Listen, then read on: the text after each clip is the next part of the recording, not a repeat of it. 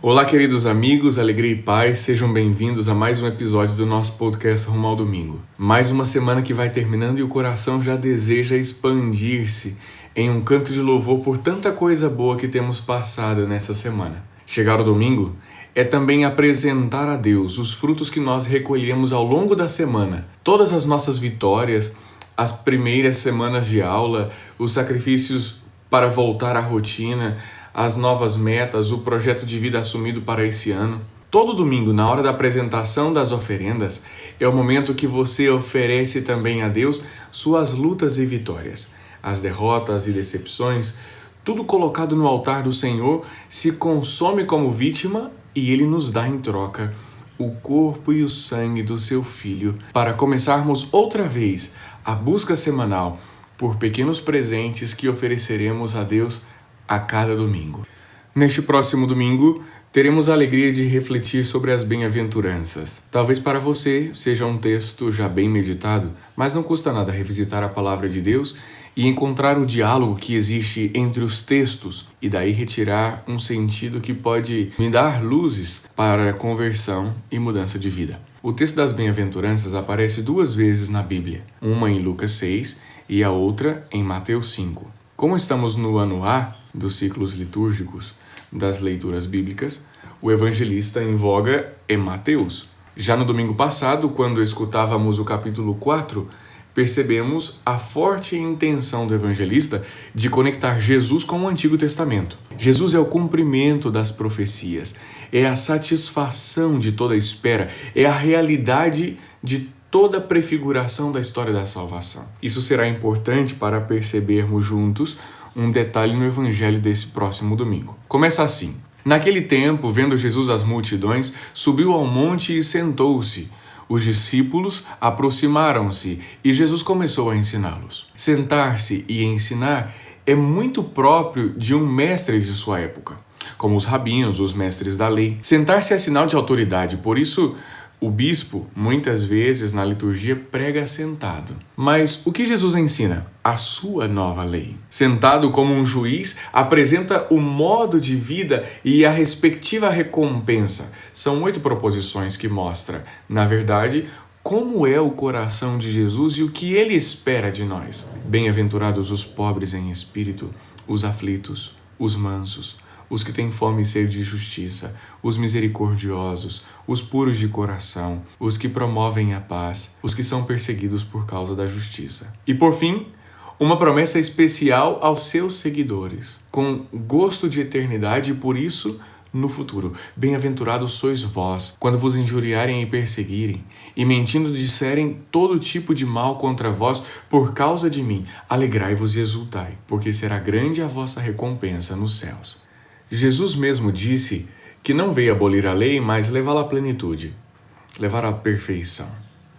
Essa lei que ele aponta como a antiga lei é a doutrina mosaica, os mandamentos, que chegaram por meio de uma história muito parecida com o que hoje escutamos. Moisés, por um mandato de Deus, retira o povo da terra prometida, passando pelo Mar Vermelho, passa um tempo no deserto e depois sobe a uma montanha, de onde Deus mesmo dá a Moisés a lei, os 10 mandamentos.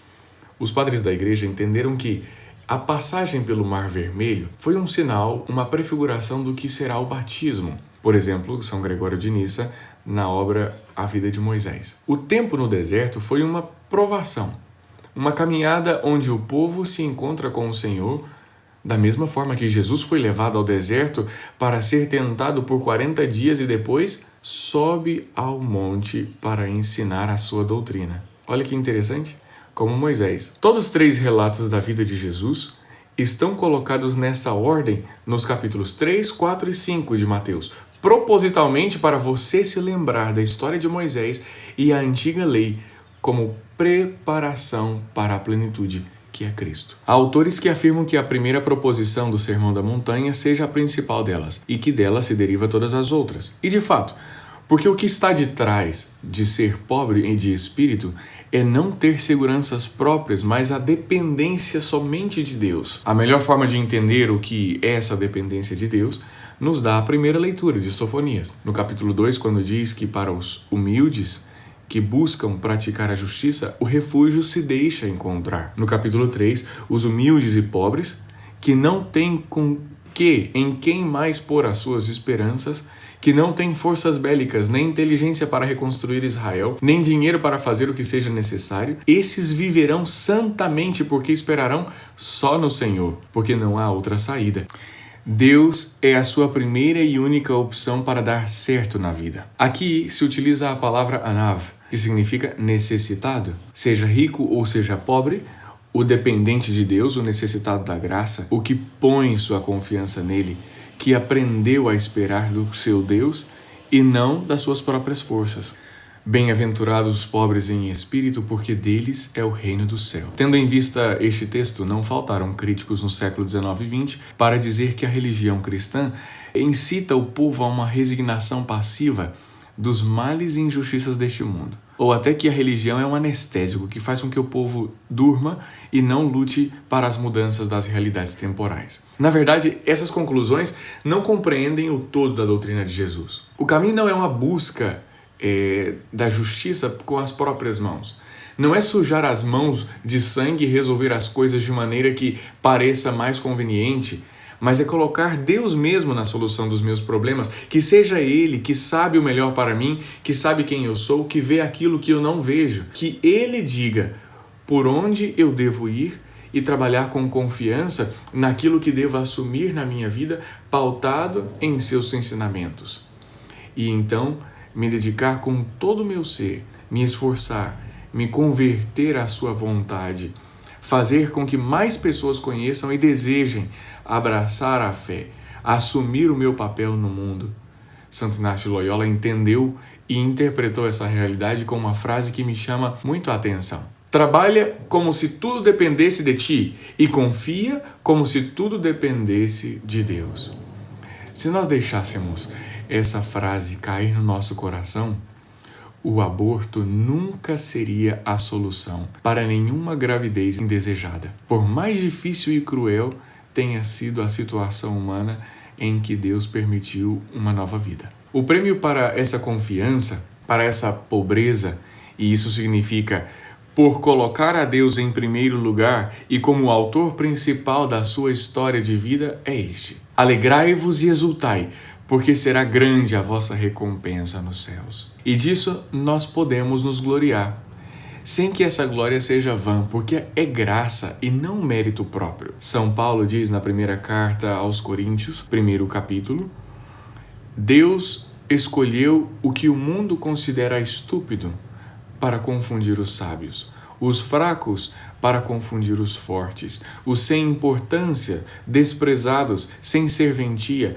para assim mostrar a inutilidade do que é considerado importante, para que ninguém possa gloriar-se diante dele.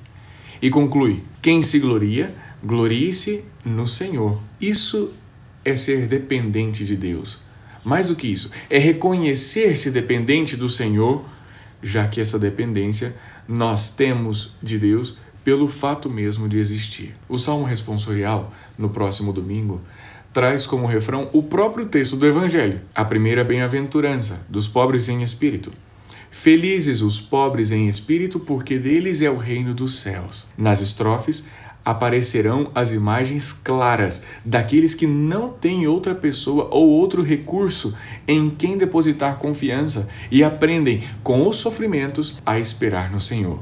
Os oprimidos, os famintos, os cativos, os cegos, o caído, o estrangeiro, a viúva e o órfão. A todos estes, o Senhor Deus tem um especial carinho e olha com amor para suas necessidades. Graças a Deus, as promessas são grandes. A resolução será melhor do que tudo aquilo que esperávamos. E é por isso que São Paulo diz aos Romanos, no capítulo 8: penso com efeito que os sofrimentos do tempo presente não têm proporção com a glória que deverá revelar-se em nós. O reino dos céus é nosso. Seremos consolados, possuiremos a terra, seremos saciados, alcançaremos misericórdia, veremos a Deus, seremos chamados filhos de Deus. Estas são as promessas de Jesus para aqueles homens felizes que se adequam, por amor a Ele, ao seu modo de vida. Se espelham no coração de Jesus apresentado por meio das bem-aventuranças, porque Ele mesmo, Jesus, é o maior bem-aventurado. Na oração coleta, aquela depois do Glória, Também se falará do resumo da lei, aquele resumo que Jesus promulga e ensina aos fariseus.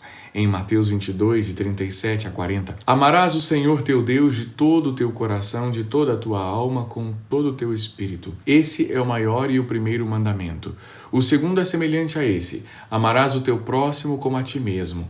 Desses 2 mandamentos dependem toda a lei e os profetas. Por isso se pedirá: concedei-nos, Senhor nosso Deus, adorar-vos de todo o coração e amar todas as pessoas com verdadeira caridade. Depois da comunhão, pediremos a graça de progredir na verdadeira fé.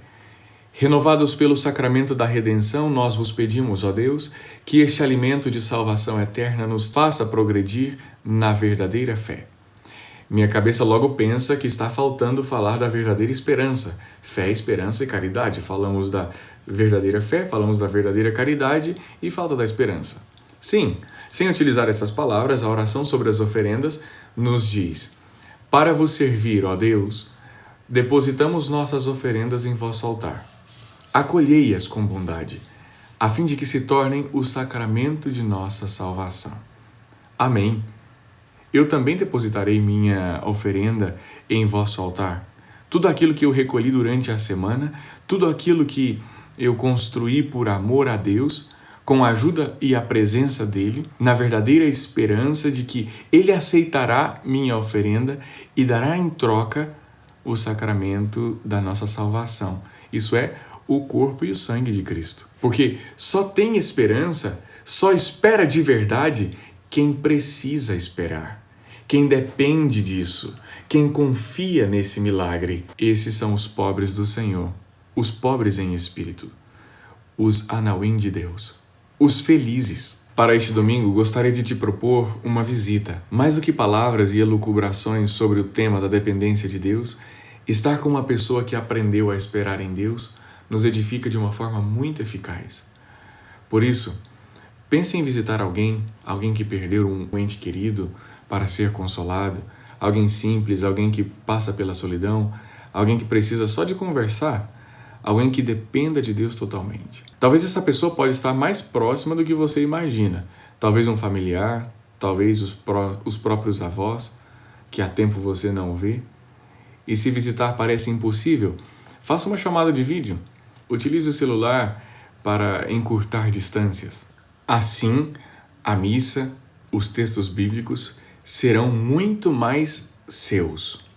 Glória ao Pai, ao Filho e ao Espírito Santo, como era no princípio, agora e sempre. Amém. Te convido também a compartilhar o nosso podcast, se está te ajudando, se está te auxiliando nessa preparação para o dia do Senhor, o domingo, para a Santa Missa.